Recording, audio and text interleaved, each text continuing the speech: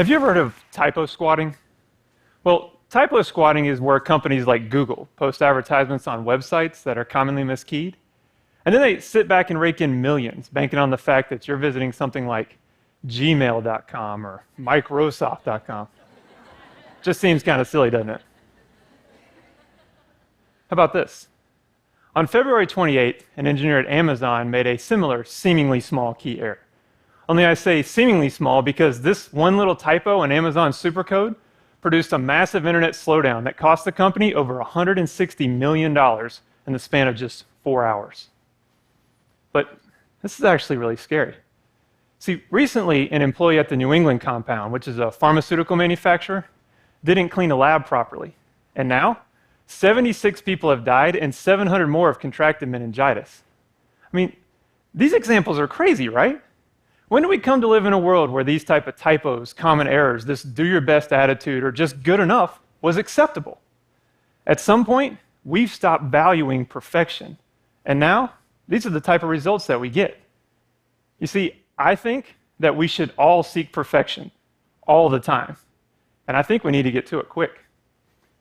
You see, I run a training facility where I'm responsible for the education of professional delivery drivers. And in my line of work, we have a unique understanding with the cost of failure, the cost of just 99%. Because in the world of professional driving, just 99% on the job means somebody dies. Look, 100 people die every day due to vehicular crashes. Think about that for a second. That's like the equivalent of 4 commercial airliners crashing every week, yet we still can't convince ourselves to pay perfect attention behind the wheel. So I teach my drivers to value perfection. It's why I have them memorize our 131-word defensive driving program perfectly. And then I have them rewrite it.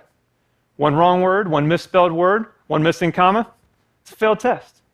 It's why I do uniform inspections daily. Undershirts are white or brown only, shoes are black or brown polished leather, and frankly, don't come to my class wrinkled and expect me to let you stay. It's why I insist that my drivers are on time. Don't be late. Not to class, not to break, not to lunch. When you're supposed to be somewhere, be there. You see, I do this so that my students understand that when I'm training them to drive a car and I say, clear every intersection, they understand that I mean every traffic signal, every cross street, every side street, every parking lot, every dirt road, every crosswalk, every intersection without fail. Now, new students will often ask me why my class is so difficult, strict, or uniform. And the answer is simple. You see, perfectionism is an attitude developed in the small things and then applied to the larger job. So basically, if you can't get the little things right, you're going to fail when it counts. And when you're driving a car, it counts. A car traveling at 55 miles an hour covers the length of an American football field in just under 4.5 seconds. But just so happens to be the same amount of time it takes the average person to check a text message. So I don't allow my drivers to lose focus, and I don't accept anything less than perfection out of them. And you know what? I'm tired of everybody else accepting 99% is good enough. I mean, being less than perfect has real consequences, doesn't it? Think about it. If the makers of our credit cards were only 99.9% effective, there would be over 1 million cards in circulation today that had the wrong information on the magnetic strip on the back. Or if the Webster's Dictionary was only 99.9% accurate, it would have 470 misspelled words in it. How about this?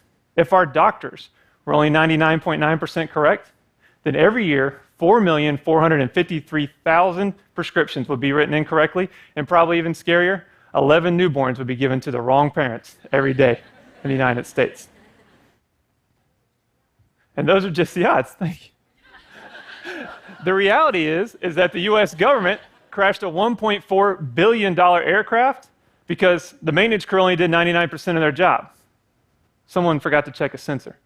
The reality is that 16 people are now dead, 180 have now been injured, and 34 million cars are being recalled because the producers of a car airbag produced and distributed a product that they thought was, it was good enough. The reality is that medical errors are now the 3rd leading cause of death in America. 250,000 people die each year because somebody who probably thought they were doing their job good enough messed up. And you don't believe me? Well, I can certainly understand why. You see, it's hard for us to believe anything these days when less than 50% of what news pundits say is actually grounded in fact. So it comes down to this. Trying our best is not good enough. So how do we change? We seek perfection and settle for nothing less. Now, I know I need to give you a minute on that because I know what you've been told, right? It probably goes something like, perfection is impossible for humans, so therefore seeking perfection will not only ruin your self-esteem, but it'll render you a failure. But there's the irony. See, today we're all so afraid of that word failure, but the truth is we need to fail. Failure is a natural stepping stone towards perfection. But at some point, because we became so afraid of that idea of failure and so afraid of that idea of perfection, we dismissed it because of what might happen to our egos when we fall short. I mean, do you really think that failure is going to ruin you? Or is that just the easy answer that gets us slow websites, scary healthcare, and dangerous roads? I mean, are you ready to make perfection the bad guy in all this? Look, failure and imperfection are basically the same thing. We all know that imperfection exists all around us. Nothing and nobody is perfect.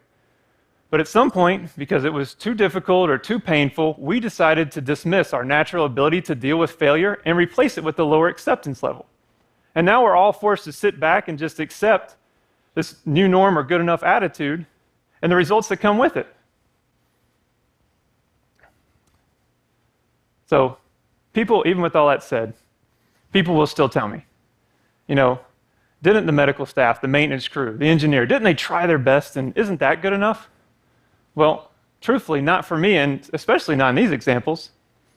Yeah, but, trying to be perfect is so stressful, right? And, Oprah talked about it, universities study it. I bet your high school counselor even warned you about it. Stress is bad for us, isn't it? Well, maybe. But to say that seeking perfection is too stressful is like saying that exercise is too exhausting.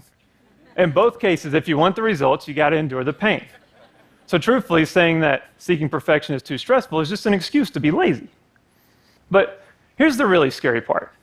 Today, doctors, therapists, and the nearly $10 billion a year self-help industry are all advocating against the idea of perfection, under this guise that somehow not trying to be perfect will save your self-esteem and protect your ego. But see, it's not working, because the self-help industry today has a high recidivism rate because it's more focused on teaching you how to accept being a failure and lower your acceptance level than it is about pushing you to be perfect. See, these doctors, therapists, and self-help gurus are all focused on a symptom and not the illness. The true illness in our society today is our unwillingness to confront failure. See, we're more comfortable resting on our efforts than we are with focusing on our results. Like at Douglas Jerome High School in Ohio, where they named 30% of a graduating class valedictorian.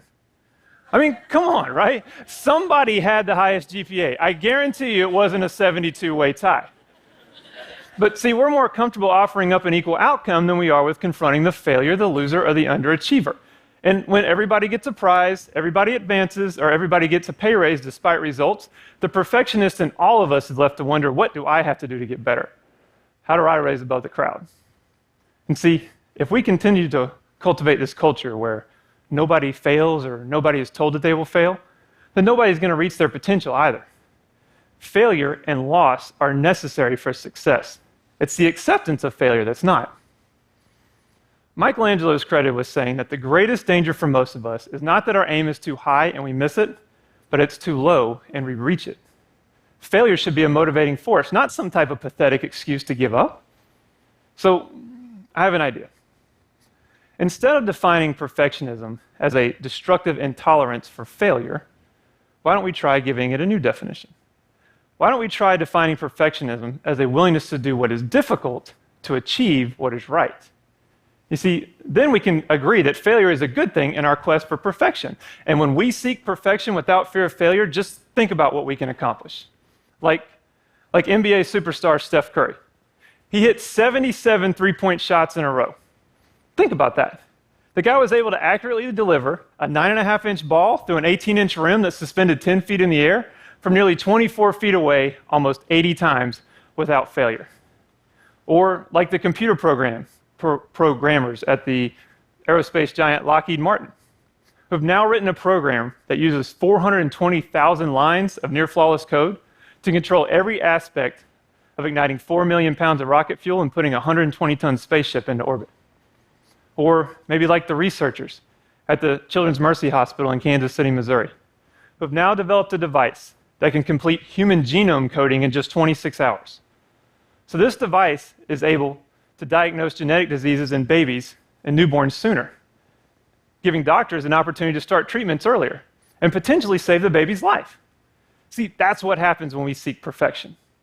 So maybe we should be more like the professional athlete, or we should be more like that tireless programmer, or like that passionate researcher. Then we could stop fearing failure, and we could stop living in a world filled with the consequences of good enough. Thank you.